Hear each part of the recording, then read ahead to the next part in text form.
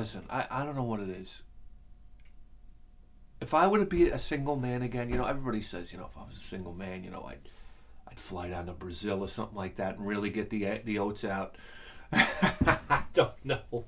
Maybe some guys, I don't know. Me, if I was single tomorrow, God forbid something happen, right? Yeah, God forbid. No, if I were a single man tomorrow, the first thing I'd do is I'd go to the supermarket and I'd buy a fucking roll of paper towels. I'd go out to my car and I'd be like, until I was down to the tube. You don't know what I go through around this house for paper towels. Oh yeah, when I use a paper towel now, I gotta take it, when I'm done with it, I gotta jam it down at the bottom of the garbage can. Cause fucking Matlock's gonna come out and look through the garbage and, you used 4 paper towels this morning! It's like, and I'm like, ah! I sit there, when I use a paper towel now, when I rip the paper towel, I'm like, it's like she can hear me rip. Are you using a paper towel? I'm like, no!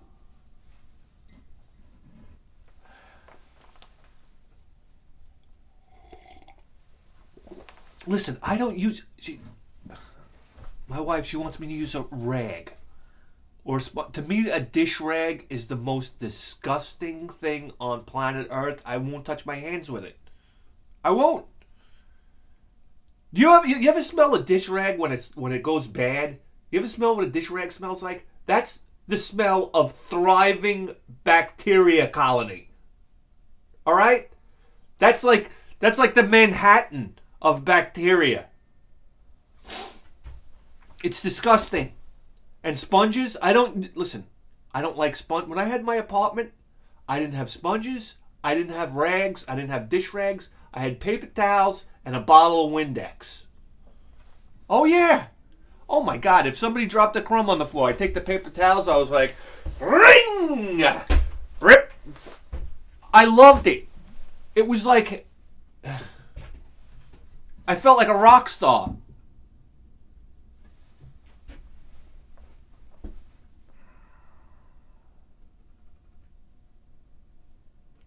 Now I find myself like reusing paper towels. I'll rip the selector size and then rip the selector size in half.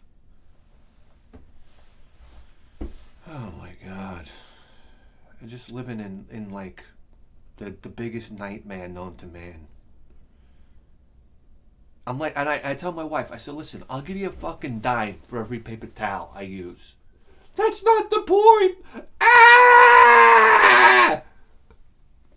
Think about all the things you got to stress out about in life. All right? I could I could get hit by a car tomorrow.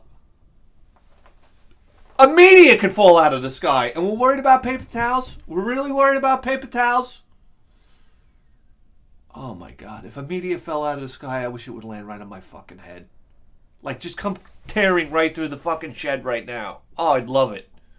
If somebody finds this camera and in this smoldering wreck after a meteor hits, please post it on YouTube.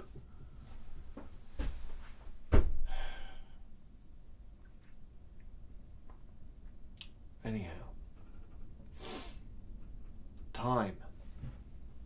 Who has time these days? These game developers, they think that people have nothing but time on their hands. It's either that or when they develop games now, they feel like, I don't know. I think there's expectations from the fans that games have to last like your entire lifetime. I don't get this. These are video games. What's going on here? All right, I don't know about you. I don't have time to sit down and play Octopath Traveler. Can we just make some simple games and give them physical releases? God, here we go. You want to here's a little bit. I don't know. You want some games that are just fun and easy to play? I don't know, any system, across any system. You ready for this? Rock and Roll Racing, Super Nintendo. Oh my good Christ and Lord and Christ and Christ. It's like Aussie Pro-Am on steroids. Does anybody realize how good Rock and Roll Racing is for Super Nintendo? Anybody ever talk about it?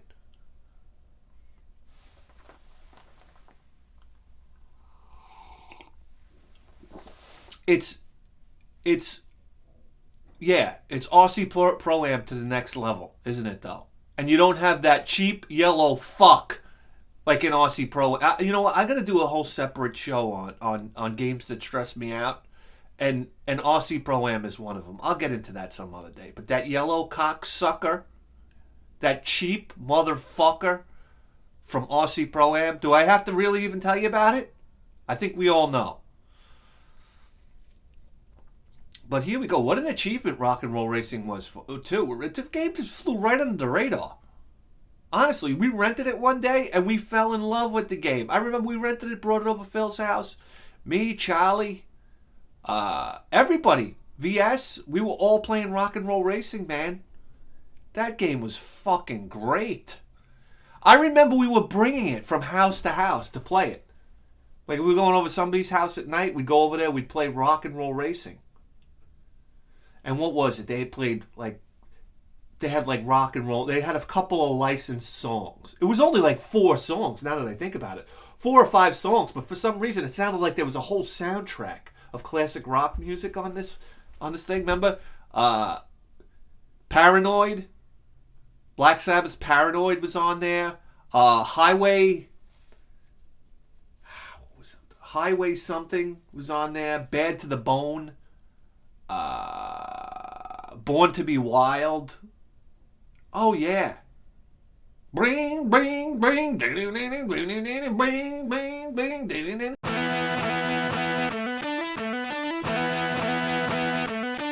The stage is set. The green flag drops. Viper's about to blow.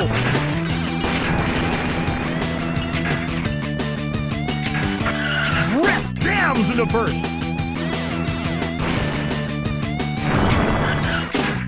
Viper was lost out there.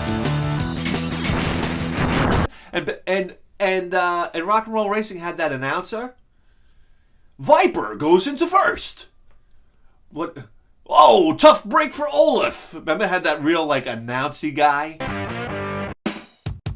Let the carnage begin. Viper's about to blow. And he didn't get annoying. It was like he was constantly running his yap, but for some reason it didn't get annoying. I never made a note of it being annoying. But graphically, this was an insane game and a long game. Because you would start out with like a truck, and then you could buy a car, and then next thing you know, you were buying like a vehicle on tank treads. And you'd finish up with like a hovercraft. I mean, this game went on, and you had weapons. You could shoot down your guys. This was RC Pro-Am and Mario Kart, like battle carts, battle mode, all meshed up into one. Yes, oh yes. And the levels were like, they had ice levels, and they were different. As you would get different cars, you would go to different levels. They were like alien levels. Dirt levels, like wasteland levels with like fires in the background. Oh, Rock and Roll Racing was where it was at, brother. Oh my god. And the racing was fun. It was fast. It was intense. You could upgrade your car. So like you would start out with the truck or whatever it was, and then you would upgrade, engine, tires, transmission, this type of thing, weapons. And then eventually you get enough money together, you could buy another vehicle and then start all over, right? Upgrading again.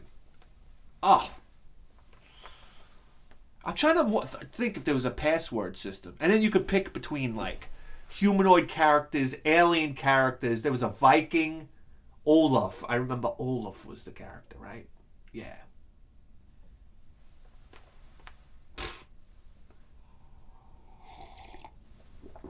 But it was just a game that you could pop in and go. It was fun racing. You jump over ramps. I remember you go around the course, and there was parts where the course would intersect, so you would crash into each other. Loads of fun. Loads of fun. 2-player. I'm trying to think if it was more than 2-player. Is that possible? I think maybe it was just 2-player, right? Anyhow. Then if you want to jump over to, say, I don't know, the Jaguar. A fun game that I used to love playing, popping in and playing on the Jaguar was Rayman. Oh, yeah. I remember when I got Rayman for the first time. Listen, I told the story before. When I got my Jaguar, I got it on clearance, right? It was on the way out. Or I bought because I bought the Jaguar for what? I think I paid $39.99 for it. Yes, at the time. I paid $39.99 for the Jaguar. And you could get the Jaguar CD for like $99.99. It was on the way out, baby. And you could buy games for $5.99. I'm thinking to myself, 64-bit for $39.99? I'm in!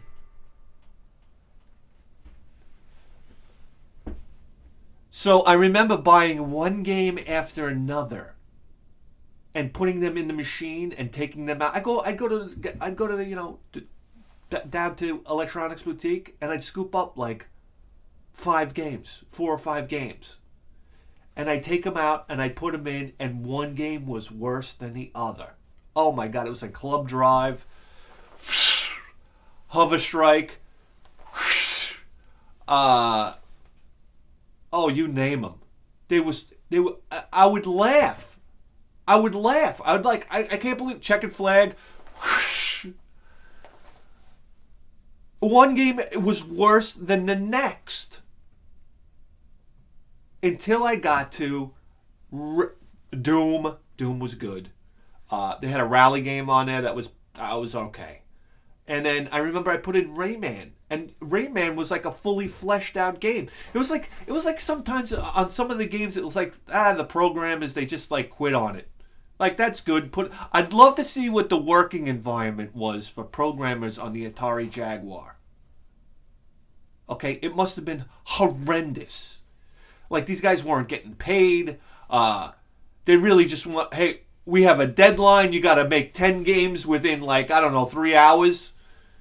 Or something was going on over there. I don't know what. But then you put in a game like Rayman, and it's like, oh my God, Ubisoft. And you thought to yourself, oh, they actually put some effort into this game. The graphics were beautiful. I don't know if they ported it over from somewhere. The graphics were gorgeous. The sound was good. The sound effects were good.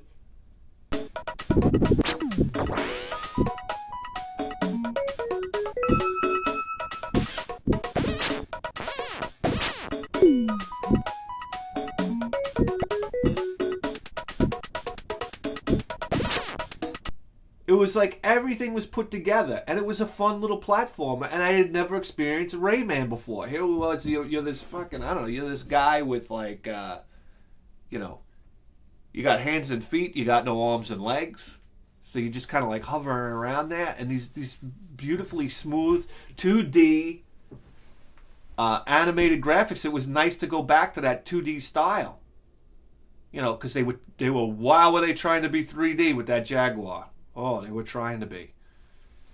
And not succeeding.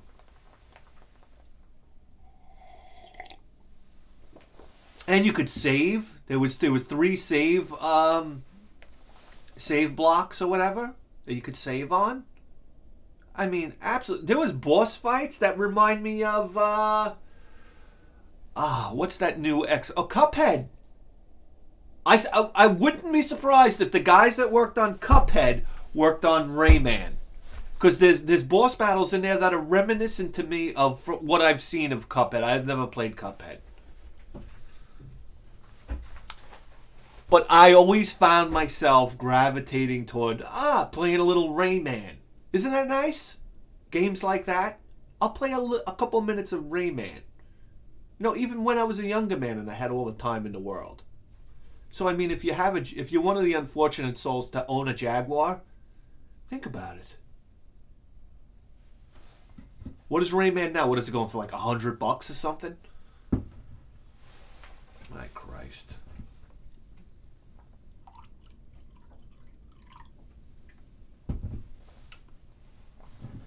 A fun game I always enjoyed on the Super Nintendo was Earthworm Jim. Yeah. I never played it on Sega. I imagine it's like Aladdin, right? It's like the same shit. But I mean, Earthworm Jim on the Super Nintendo's incredible fucking achievement. Does anybody really talk about that? Like how interesting that game is? I mean, graphically, this was so advanced for the time. The sound in the game, the music in the game. God, my Christ. I mean, I'd love to know what EGM gave Earthworm and Jim for the time. This is like 10 out of 10 game, as far as I'm concerned. The gameplay was smooth. There were no hang-ups with the graphics. It was a beautiful game. And you did so much. You had that machine gun. You whipped your head. You had that worm head you would whip. You could use it as a helicopter coming down.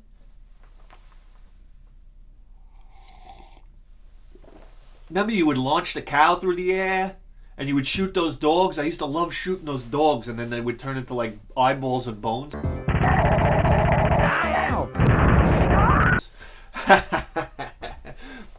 Or you would shoot those goddamn, what were they? Crows? Or what were they? Crows or magpies or something like that? You would shoot those crows and they would turn into like a burst of feathers and you'd see their beak go flying off. It was like every little detail was thought about in that game. Oh, so much fun. And you had that gun, that like ray gun, but it would sound like a machine gun. It had a great sound to it. When you would shoot it, it was frantic. When you would shoot, it would shoot all over the place.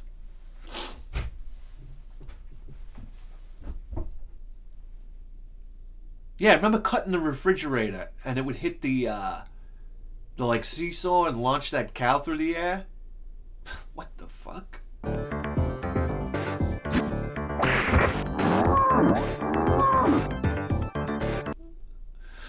And then what was it? You would bounce on them tires and climb up that conveyor belt?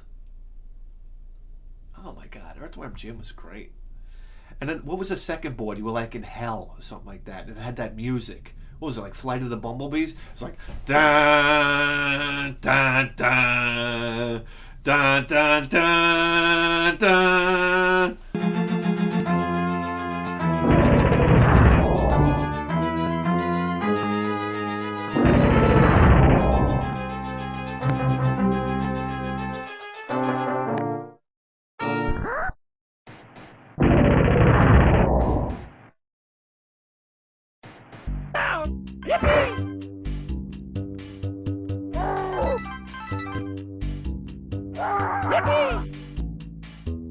It was so dramatic, and there was like fire everywhere, and in the background you saw what you thought was like Satan.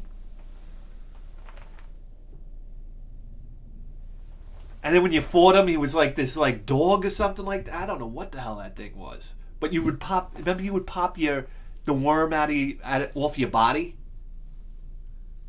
and you would fight that boss like that. And so sometimes Earthworm Jim was like, "Hey guys." No. All right.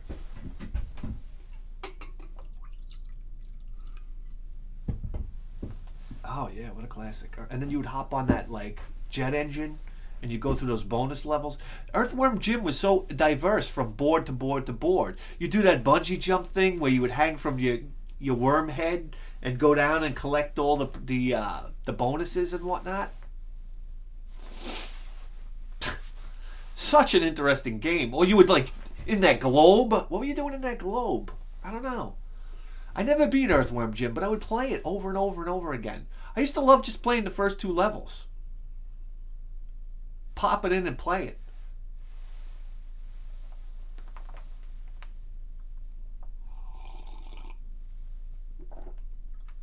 I wasn't a platformer guy. And even playing games like Earthworm Jim, I almost felt weird. Like, I was like an RPG shooter guy growing up. So to me it felt very strange playing platformers. I don't know why. I almost felt like I was cheating myself playing platform. I don't know if that makes any sense.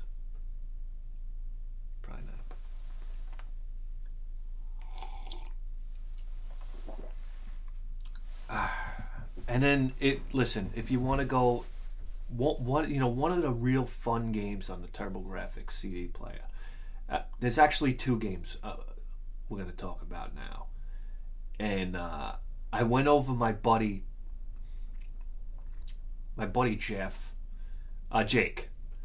Jake and his fat friend who looked like Jackie Gleason. They showed me I took one of these journeys on my bike.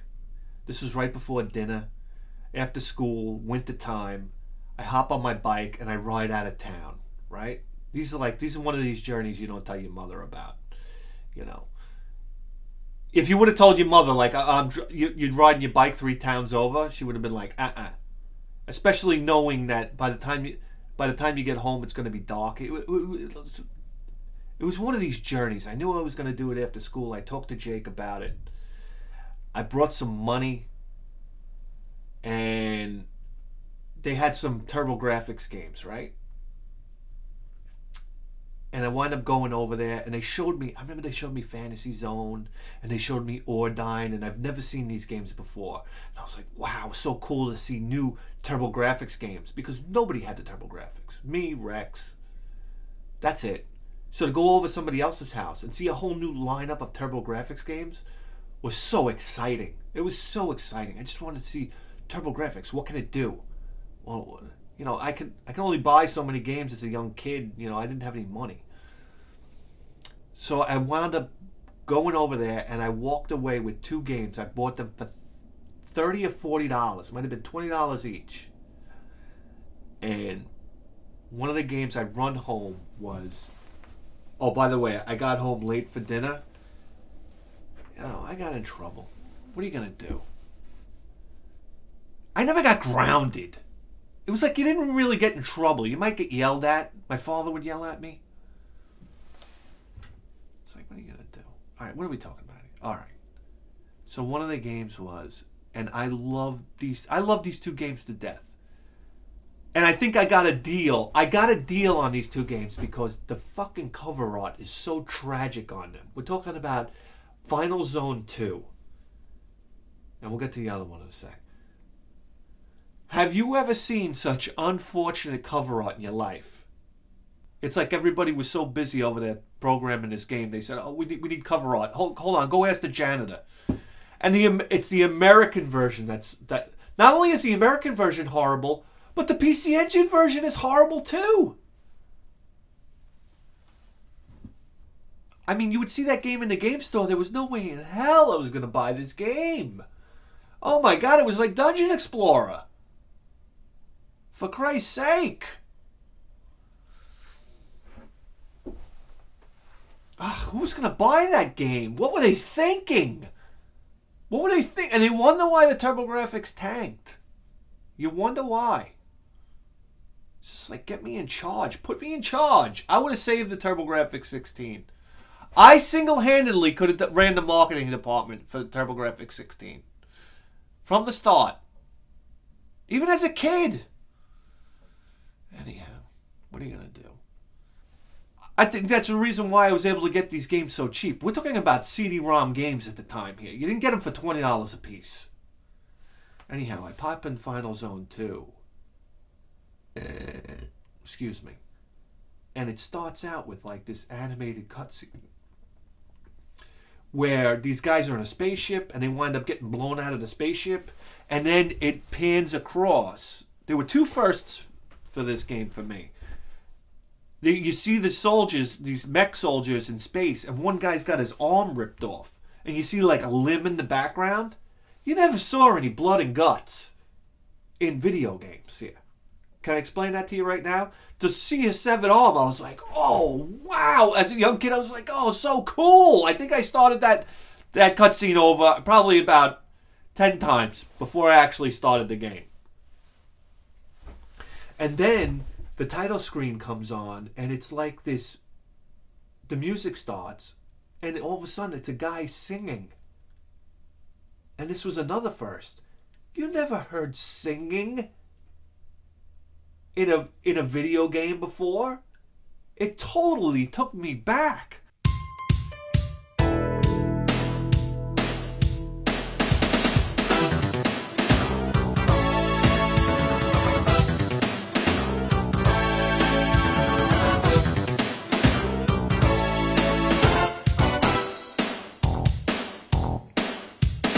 Forward march, busters on full, fight to the death. I mean, after that, when's the next time I heard singing? Maybe Magic Knight Ray Earth? Didn't they have some singing in that? Some cockamamie singing? And this was like a guy singing in like a crooner style. And it was like, he was singing like, and a huge explosion with bazookas. It was like, what? Wow, what? Watching them fall, burst into flames with bazookas. Let's hurry for its mate. We will not miss it all. I remember hearing this and I was like, what the fuck is going on here? Oh my God, it was like, it really took me back. Yeah, moron. Listen, anytime anybody came over to my house, I was going to showcase my turbo duo, okay? I was going to sit you down, you were going to watch Gate of Thunder intro, I was going to show you Ease Book 1 and 2. You might as well have fucking brought a gun to my house so you could shoot yourself in the head. I was like, sit down. I'm going to show you the boss from Lords of Thunder. Okay? We're going to go to the boss. Like, settle down. This was like a show. You're going to go to the show. But anytime anybody came over, I'd take Final Zone 2 and I'd put it like, in the back of the closet. This game was an embarrassment. It was an embarrassment. The voice acting was I remember when you land on the planet, like you're out in space, but then you like cut through the atmosphere in your mech suit, and you land on the planet, and you got your main hero in behind his visor, and he's like, oh. So, only 6 of us survived. Oh. This is voice acting. You never heard voice acting like this in your life. I know we get a big kick out of it now, but I was devastated back then. I was devastated. I was like, how am I going to show this to Phil? I can't show this. I can't look him in the eye and show him this. But Final Zone 2 was a great game. It was a great run and gun. There's no damage on the weapons. Let me show them some fancy action now.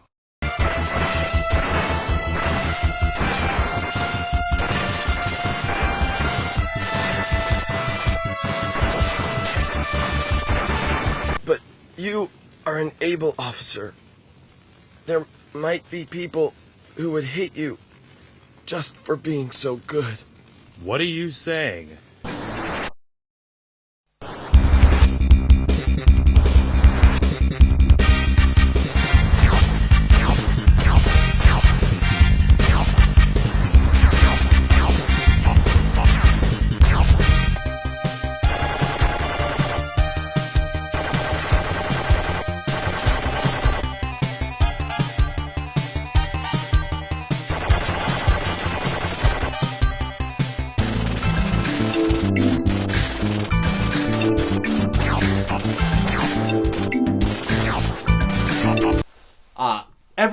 Every board you would switch like to a different character, different mech. Some had a longer range shot. This was classic, like Commando, running around, gunning people down, end boss. Fantastic game. So fun to play. Final Zone 2 is so fun to play. It was I always found myself playing Final Zone 2. And it was funny, it was like one of those games I was embarrassed about. I was like, oh, I'll play Final Zone 2. Yeah, we'll throw in a little Final Zone 2. I loved playing it. It wasn't too difficult. That's the point with a lot of these games that I'm mentioning right now. They're not that difficult. Okay? I don't care. I don't like a game that's going to hit me over the head every time I play it. That makes for a fun game.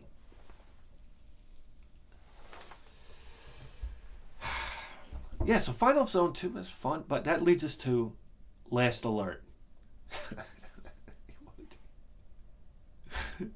You want to talk about Last Alert? It's funny that I got Final Zone 2 and Last Alert at the same time because there's so many parallels here. They both have cover art that's absolutely disgusting. It's true. It's true. They both have horrendous voice acting. Here we go. Guy Kazama, right? So you'll ask him then? The only person who could possibly fight the Force Project is this man. Guy Kazama is the only one. He'll be your assistant on this mission. Well, I owe Lloyd and the Force Project one, and I always make it a rule to get square with these guys.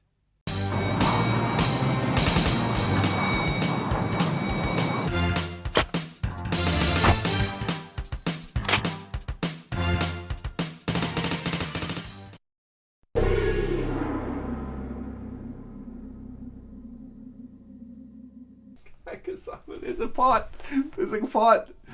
And not only is the voice acting bad, but the fucking dialogue.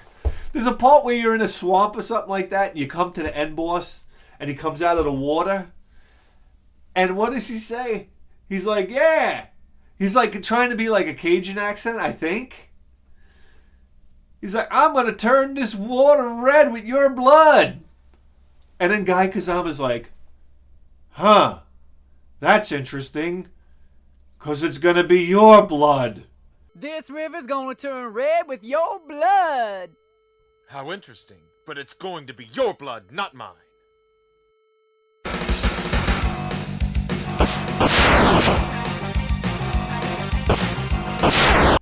And you're like, really, Guy Kazama? It's like this guy has the wit of a bag of wet mice.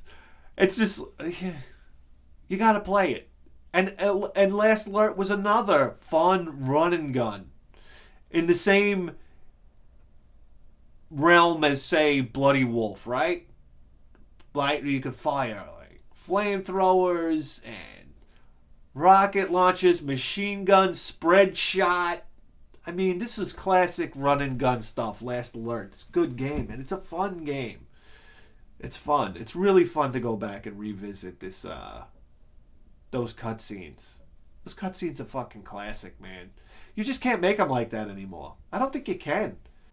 Hey, you fatso, you're blocking the traffic. Hee hee, guy, I'm gonna destroy you. Because I really think they thought they were putting out something good.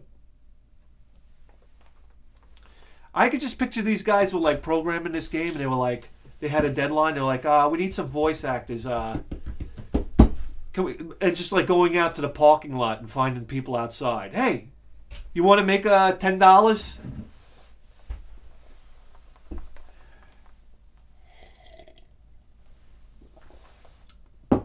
Well, while we're on the subject of TurboGrafx, well, why don't we go to PC Engine? PC Engine, it's going to be PC Engine / Sega Genesis, right? Gain Ground. You want a fun game you could just pop in? I love Gain Ground. I just love the game. I love playing it. To me, it's so fun. And it has so much replayability, right? Gain Ground was the game where you'd start off with like 3 guys. And you basically have to run through the board and either kill every enemy on the board or get to the exit. But if you just got to the exit, then the next character would have to come up and you'd have to run to the exit as well. So you'd have to get all 3 of these characters to the exit if you didn't kill all the enemies on the board.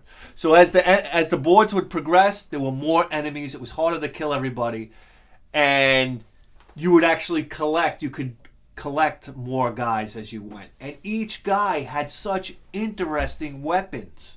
Some guys had spears. I mean, you had anything from cops to Vikings to alien-type creatures to, I don't know. It was like it ran the gamut. To knights. Some would throw spears. Some would shoot guns. They all had advantages and disadvantages. The spears could throw onto like berms and over walls. You could throw the spears. Guns could shoot at different ranges. Some guys threw grenades that would go over walls. So you would have build up like a crew of guys that you really liked. And there was no limit to the amount of guys that you could collect. But there was an understanding that you had to get every guy to the exit within the time limit if you weren't going to kill everybody on the stage. Because it got to the point where you couldn't kill everybody on the stage. You just had to get your guys to the exit. But You could only get so many guys to the exit, so you would keep your crew. You'd keep on honing down this crew. You keep the guys that you really like, and sometimes a guy that you really like would die. And it was like, oh, you lost him. How do you get him again? You can't. You have to start the game over again. And here's a game where I actually didn't mind that there was a time limit. It just made sense for the style of gameplay. But as long as you got one of these guys to the exit, you could proceed to the next board. So much fun. And the boards went from like dirt and hills and stuff like that.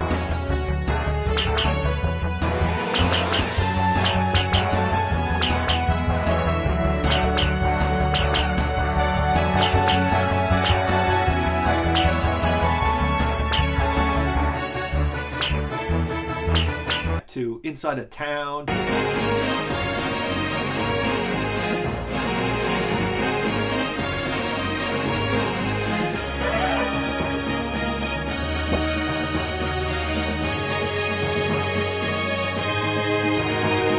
To futuristic.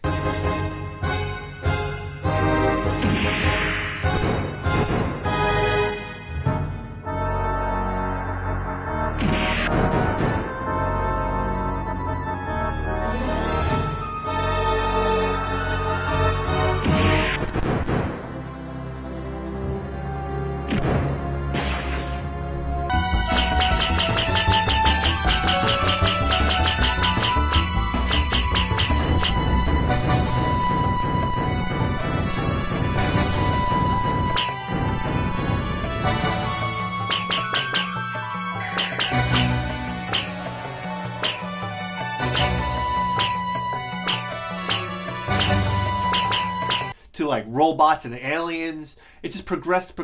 So much fun. Gain ground. And I remember the first time I got it for the PC Engine, I played it and the gameplay was so slow that I immediately took it out and shelved it for, I don't know, half a year, maybe even a year. And then I took it out again. I said, let me give this game another whack. And I wound up playing it until I beat it.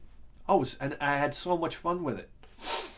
Yeah, I didn't give it a proper chance. There you go. Gain ground. Okay. You ready? I got a fucking list here, alright? I got a list, alright? I made a list.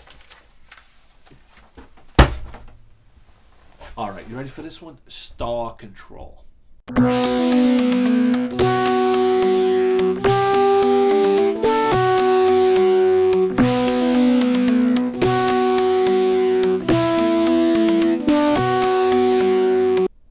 Oh, Star Control's a game I miss. I wish I still had it. Star Control was one of these games that I saw in a rental store. It was in the cardboard box. Ballistics game, Sega Genesis. You remember the Ballistics games. Hardball, Star Control, Turrican, in the cardboard box. And I remember looking at the back of Star Control and all I saw was 12 megs. You gotta understand something. When Star Control came out and it was 12 megs, games were just starting to kiss 8 megs. That was like a new thing. To see a game that was 12 megs was absolutely incredible. Now I remember when we rented Star Control and I was totally underwhelmed with it at first. Because I thought there was more to it. Almost like a role-playing aspect to it. Not really. They tried. There's a campaign mode. It's horrendous. But where Star Control really shines is in the melee. Alright? I'm going to tell you right now. It's Street Fighter 2 in outer space with spacecraft. And I got news for you. I have so much fun playing Star Control. I love playing it. Oh, yeah. And the thing that cracks me up about Star Control are the sound effects. The sound effects for the time were incredible. Incredible. When your spaceship used to explode, it would sound like a powder keg from the Wild West.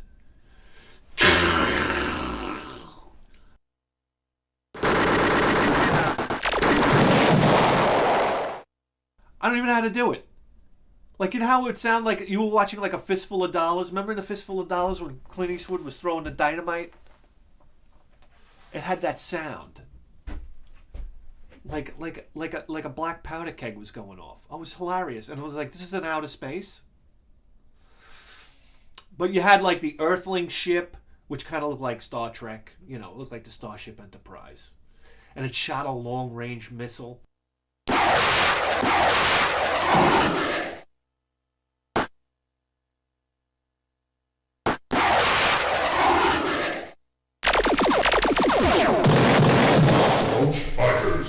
And what would happen is your ships could go. The board would have like 3 stages of zoom. Where if your ships were really far apart, it would zoom all the way out.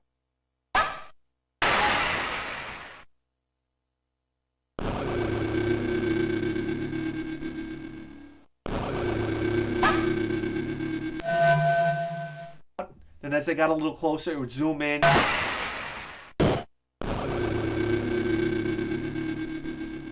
And then there was a full close-up shot.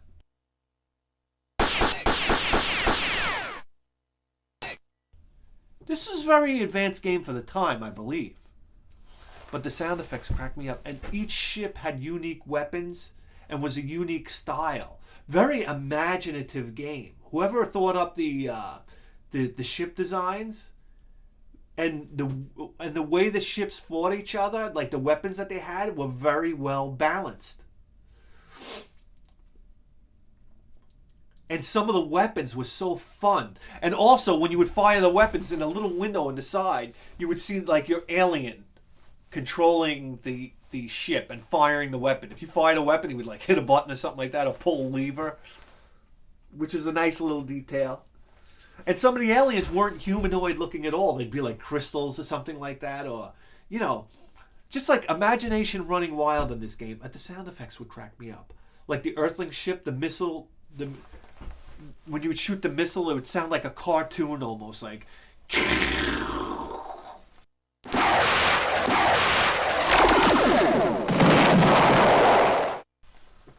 The sound effects were really good. Or the Urquan, when you were the Urquan, your main weapon would sound just like the blast from War of the Worlds. Remember the alien ships? They would blast like a. I don't know how to explain it.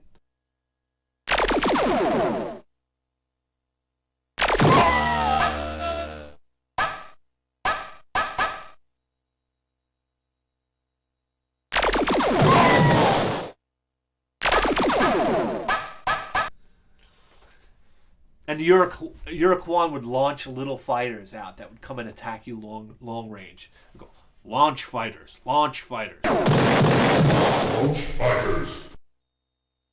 Launch fighters. And you'd have fuel, and you'd have fuel and something else. Like a battery almost. That would have to recharge, so you could only use your special weapon or your long distance weapon or something like that. One ship would turn into like a fireball, and it would travel like a comet really fast across the screen.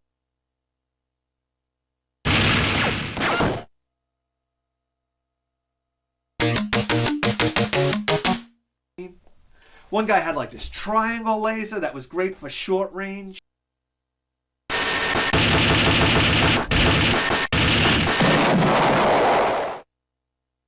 And then he would fold his wings back, and he'd be able to fly. You could fly out into space and then come like loop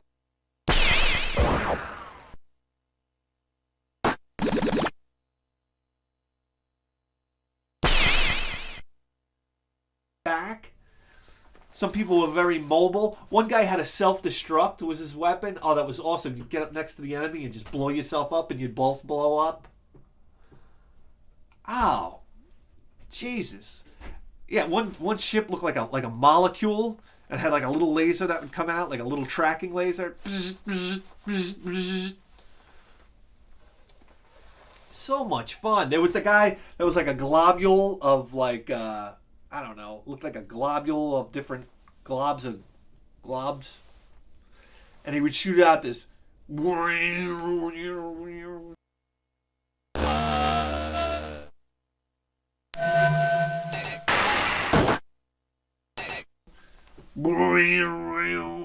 The sound effects are in my head. And he was also shoot out like this little marble. So what would happen is you'd press the button, it would shoot, and then when you let go of the button or you hit the button again, it would explode into like a projectile, a bomb type of thing. Oh, Star Control. I could pop it in right now and have a blast with it. No pressure. Just go on and fight some spaceships. No pressure. You got a couple minutes? Fight a couple spaceships. It's a lot of fun. You could I believe you could randomize the ships that you fought, so you never know who you were fighting. So it's fun. It's just a fun game. Fun. I just had so much fun with that one. Star Control, I wouldn't even mind playing that on a mobile phone, just the melee mode, right? Sit at work, fucking sit there and play Star Control while some yahoo's jabbering in your ear you don't want to listen to.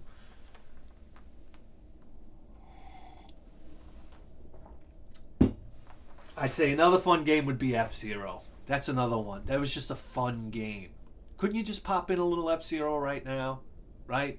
Listen to Mute City music. What was it? Mute City?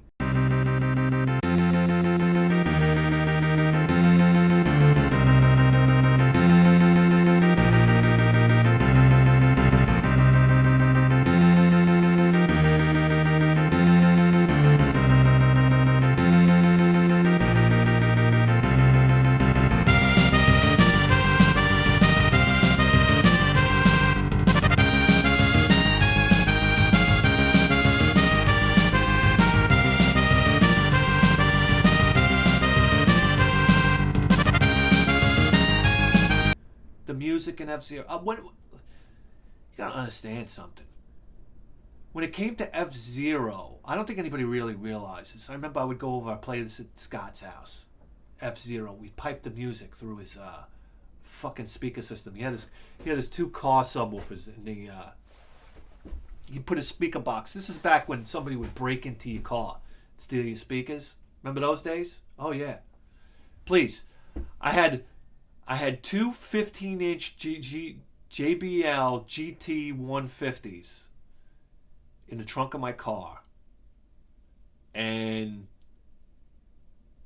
I remember I woke up one morning, I went outside, and my trunk lid, the lock was busted in. Remember that? You get robbed. Phil got robbed. He had a pair of Blue Thunder, MTX Blue Thunders. Oh my God! You want to talk about car stereo speakers? This could be a whole nother show. He had MTX Blue Thunders running on a fucking, what was the shit amp that he had? Was it Targa? Oh my God, I can't remember the amplifier. Anyway, he got those Blue Thunders stolen out of his car. What a shame. I remember we were so excited about hooking up that speaker box that we ran the power cables from the battery outside the car, around the doors, and then into the trunk, and just closed the trunk on the wires. It just went cruising, man. We didn't run the wires properly. We did later, but, just to get it going, we were so excited. I remember when we hooked up Phil's first radio, we fucking smoked it. We hooked up the ground wrong, and the thing just started smoking. Oh, we were heartbroken. Heartbroken. Because, we had to get it wired up so we could go cruising. Anyway, I had I was a JBL guy. I had my JBLs in the back of the car. And I came out one morning, and I found my trunk lock broke, just a hole where my trunk lock used to be. They didn't get in, but they hammered that trunk lock trying to get into my car. Oh my God.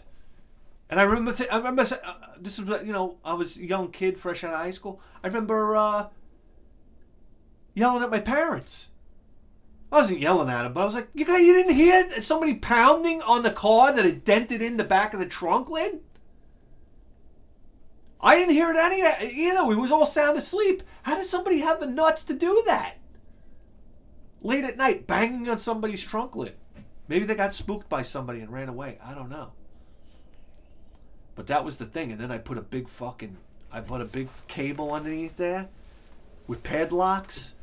So I'd have to pop the trunk lid, up like this, then reach underneath and unlock the key. You weren't getting my system, baby. You were not getting my system. Oh no. We'll talk systems one day. Oh, I had a lot of them.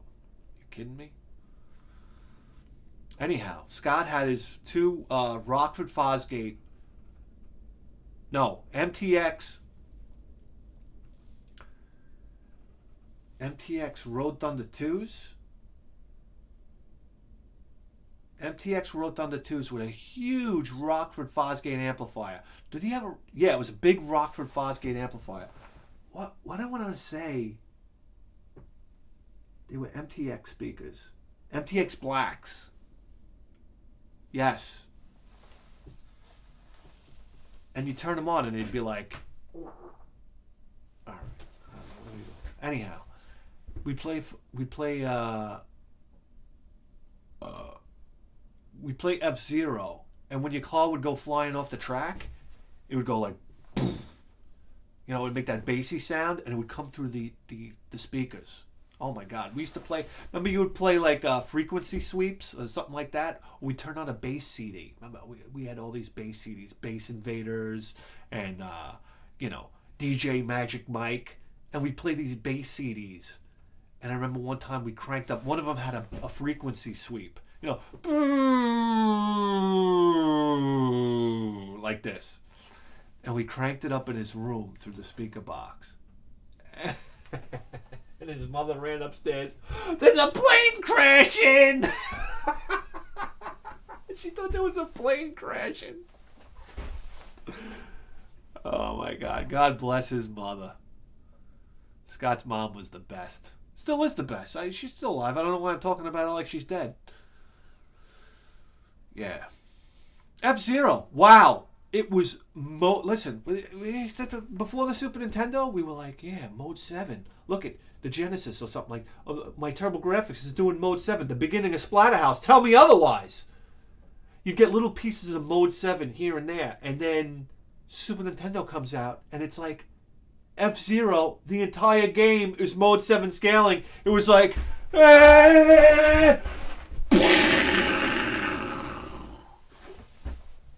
Incredible. Incredible. Alright, I'm fucking going on and on here. That's it. Those are some fun games to play. Just pop them in and play them.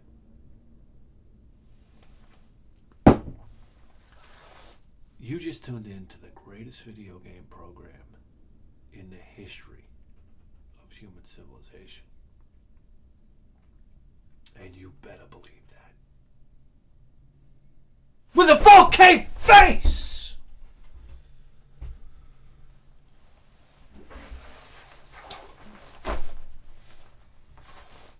See you next time.